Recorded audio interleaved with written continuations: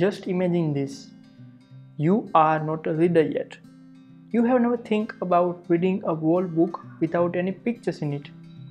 Suddenly, your friend comes to your home and tell you to read this book. Any book, XYZ. And you are like, I don't read books, they are boring, and I cannot even sit for hours reading that book without any pictures in it. Your friend insists you to read and you finally decide to give it a try.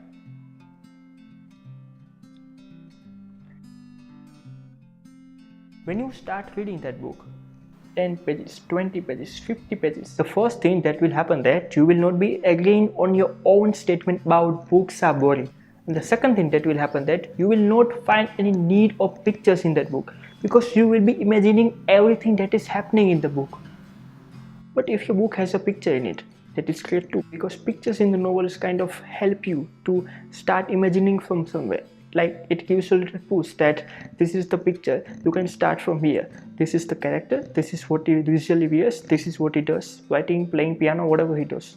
When you will finish the book, there will be some regret like, why the hell I haven't started reading earlier. You entered in that book with some premises that you are not going to like it. But you will come apt as a reader. You will meet your new self. I'm not just saying it to make you feel good, but it actually happens. If you're not a reader yet, you cannot understand where a book can take you. It can change your whole life. The way you look at other people's, the way you deal with your own situations. When I was a kid in maybe 7th standard, my father took me for the first time to the library.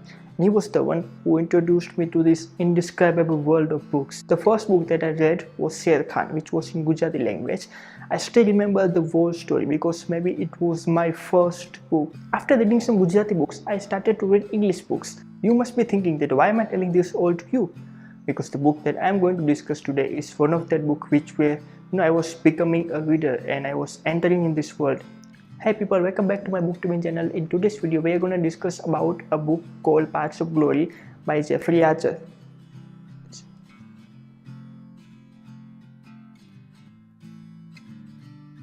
Edmund Hillary and Tenzing Norgay. But what if I say you are maybe wrong about that? In this book, Paths of Glory, Jeffery has written about a man named George Mallory. He was a mountaineer who took part in the first 3 British expeditions to Mount Everest in early 1920s. George was introduced to the rock climbing and mountaineering when he was as a student in Manchester College.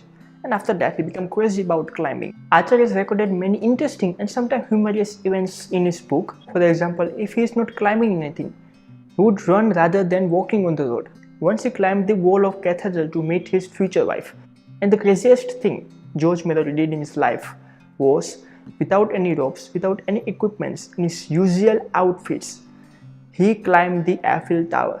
Yes, he climbed the Eiffel Tower. He was doing what he liked to do. He wanted to climb the Mount Everest. So he came to India, and he also described how Mumbai was in that time. But in his first attempt, some of his crew members died because of bad weather on the Everest. So they didn't go further and they come back. When he went back to his home, he was a little disturbed because his crew members died in front of him and he couldn't save them. He left the idea of climbing the Mount Everest ever again. In that phase, his wife encouraged him to go and complete his dream. Some of her lines hit him hard and he decided again that he will go and he will success this time. On his second attempt to climb Mount Everest, unfortunately he died.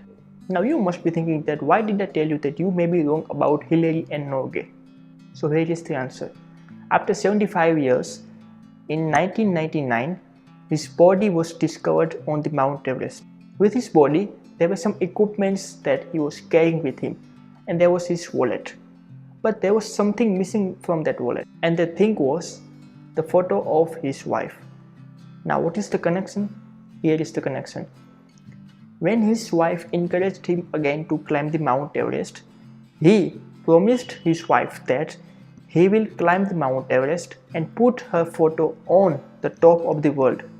And the missing photo of his wife from his wallet is the only proof that we have that he was the first man who climbed the Mount Everest. We do not have any strong proof, and this is still not the end of the story. There is a post-credit scene in his life. In 1995, grandson of George Mallory, also named George Mallory, climbed Mount Everest, and he put the photo of his grandparents on the top of the world side.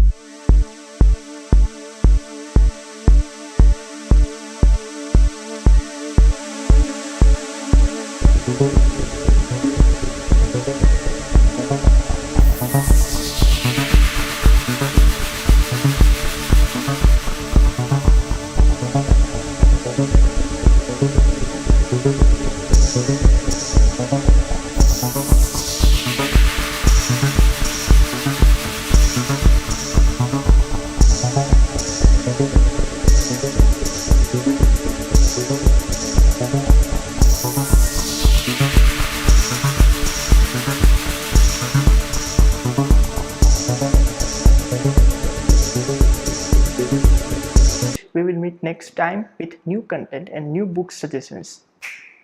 Have a nice day.